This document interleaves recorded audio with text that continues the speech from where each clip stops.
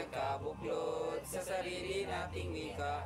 Ang unang wika ay isang dialekto, sinasalita ng mga matatanda. Hanggang sa ngayon ay pati mga bata.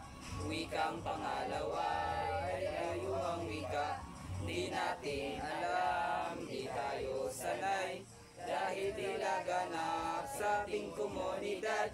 Ang wika'y mahalaga, dapat ingatan yan. Tayo'y nagkabuklod sa sarili nating wika.